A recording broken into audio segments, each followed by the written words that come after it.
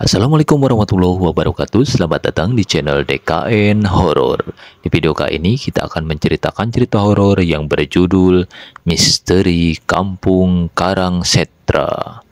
Sebelum kita mulai ceritanya, buat teman-teman yang belum menekan tombol like and subscribe-nya, silahkan tekan tombol like and subscribe dulu ya, biar tidak ketinggalan cerita terbaru dari channel DKN Horor. Oke, nggak usah berlama-lama lagi, langsung kita mulai ceritanya. Di sebuah pelosok yang jauh dari keramaian, terdapat sebuah kampung bernama Karangsetra. Kampung ini dikenal angker dan penuh misteri. Dihuni hanya oleh segelintir keluarga yang tinggal di rumah-rumah tua dari kayu. Suasana kampung itu selalu sunyi, bahkan di siang hari. Orang luar jarang berani mendatangi tempat ini karena banyak cerita seram yang beredar. Konon, Karangsetra adalah kampung yang dikutuk akibat peristiwa kelam di masa lalu. Ada kisah tentang seorang dukun yang tewas karena dihukum penduduk setempat. Dan sebelum ajalnya, ia bersumpah akan membuat siapa saja yang tinggal di sana tidak pernah hidup tenang. Banyak yang menganggap cerita ini hanya legenda. Tapi kejadian aneh terus menghantui kampung itu hingga kini. Cerita ini dimulai ketika seorang wartawan muda bernama Arya memutuskan untuk melakukan liputan khusus tentang kampung tersebut. Arya adalah tipe orang yang tidak percaya hal-hal mistis dan menganggap semua cerita tentang Karangsetra hanyalah tahayul. Bersama dua rekannya, Rina dan Bimo, Arya pergi ke Karangsetra untuk mengungkap kebenaran di balik misterinya. Mereka tiba di kampung itu menjelang sore. Kampung Karangsetra tampak seperti terhenti di masa lalu. Tidak ada listrik, jalan-jalan tanah yang berlumpur, dan rumah-rumah tua dengan jendela-jendela menganga, seperti mata yang mengawasi mereka. Udara di sana terasa dingin meskipun matahari masih bersinar. Mereka disambut oleh seorang pria tua bernama Pak Karsa, salah satu penduduk kampung. Wajah Pak Karsa penuh keriput dan matanya terlihat tajam seolah menyimpan rahasia yang tak ingin dia bagikan. "Anak-anak muda, apa yang kalian cari di sini?" tanya Pak Karsa dengan nada tegas. Kami ingin tahu lebih banyak tentang cerita-cerita di kampung ini, Pak," jawab Arya dengan sopan. Pak Karsa tertawa kecil, tapi tawanya terdengar getir. "Kalau kalian ingin tahu, tinggal saja di sini malam ini. Tapi jangan menyesal kalau kalian melihat sesuatu yang tidak seharusnya kalian lihat." Malam pertama di kampung Karangsetra, Arya, Rina, dan Bimo memutuskan untuk bermalam di salah satu rumah kosong yang tampaknya sudah lama tidak dihuni. Rumah itu berbau apek, dengan dinding kayu yang mulai lapuk. Mereka mendirikan kamera dan alat perekam untuk mengabadikan apapun yang mungkin terjadi. Malam itu, suasana sangat sunyi. Tidak ada suara binatang malam, tidak ada suara angin, hanya keheningan yang terasa mencekam. Sekitar tengah malam, mereka mulai mendengar suara langkah kaki di luar rumah. Arya segera mengecek keluar dengan senter, tapi tidak ada siapapun. Pasti cuma hewan," katanya mencoba menenangkan diri dan yang lain. Namun, suara langkah kaki itu tidak berhenti. Malah, sekarang terdengar seperti ada yang berjalan mengelilingi rumah. Rina mulai panik, sementara Bimo mencoba memastikan semua pintu dan jendela terkunci rapat. Kemudian, terdengar suara perempuan berbisik dari dalam rumah.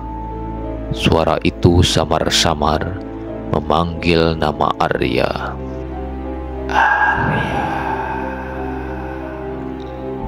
Arya terkejut, tetapi ia berusaha tetap tenang. Kalian dengar itu? Tanyanya. Rina dan Bimo mengangguk. Wajah mereka kini pucat. Mereka mencoba mencari asal suara itu, tetapi rumah itu terasa seperti labirin. Setiap mereka mendekati satu ruangan, suara itu berpindah ke ruangan lain. Pagi harinya, mereka bertemu kembali dengan Pak Karsa dan menceritakan kejadian malam itu. Namun, Pak Karsa hanya tersenyum dingin.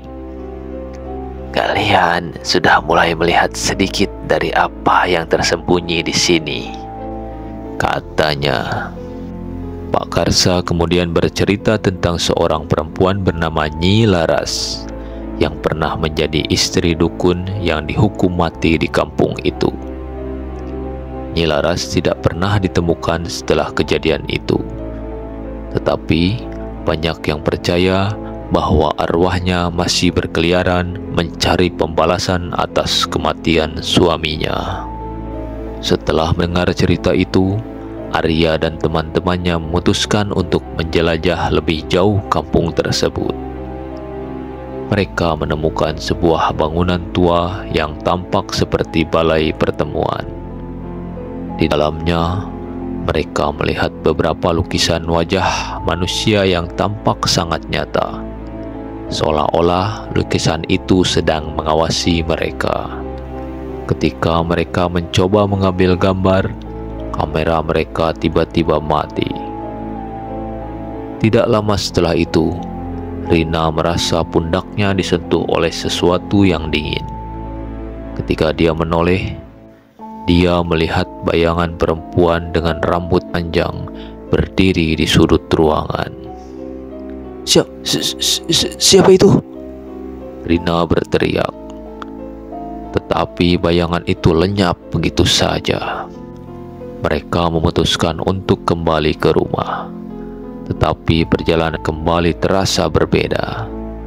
Jalan-jalan yang mereka lalui seperti berubah arah. Mereka berputar-putar tanpa tujuan.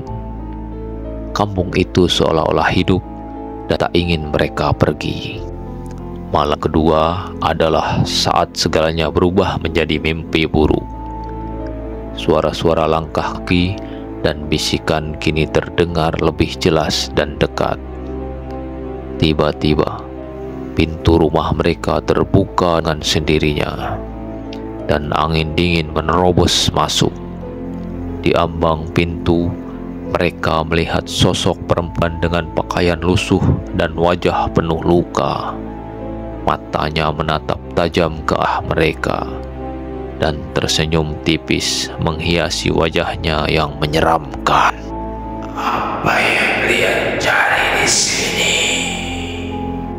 Tanya sosok itu dengan suara sak. Arya mencoba berbicara, tapi tidak ada suara yang keluar dari mulutnya. Sosok itu mulai mendekat, sementara Rina dan Bimo menjerit ketakutan. Dalam hitungan detik, lampu-lampu mati dan suasana menjadi gelap gulita. Ketika lampu kamera menyala kembali, Rina sudah hilang. Arya dan Bimo mencoba mencarinya, tetapi mereka hanya menemukan jejak kaki berlumuran tanah basah menuju hutan di pinggir kampung. Pagi harinya, Arya dan Bimo ditemukan oleh penduduk kampung dalam keadaan linglung di tengah lapangan kosong. Mereka tidak bisa mengingat apapun tentang apa yang terjadi setelah malam itu. Rina tidak pernah ditemukan. Beberapa minggu kemudian, rekaman kamera mereka diperiksa dalam video terakhir. Terlihat Rina yang berjalan sendirian ke arah hutan, diikuti oleh bayangan perempuan dengan wajah yang sama seperti yang kalian lihat sebelumnya. Arya meninggalkan profesinya sebagai wartawan setelah kejadian itu, sementara Bimo mengalami gangguan kejiwaan. Kampung Karangsetra tetap menjadi misteri dan tidak ada yang tahu apa sebenarnya menghuni tempat itu. Teman-teman, demikian dulu untuk cerita horor kali ini. Semoga bisa menghibur dan membuat kuduk Anda berdiri. Sampai jumpa di cerita horor berikutnya. Jangan lupa untuk subscribe channel DKN Horor. Wassalamualaikum warahmatullahi wabarakatuh. Adios, permios.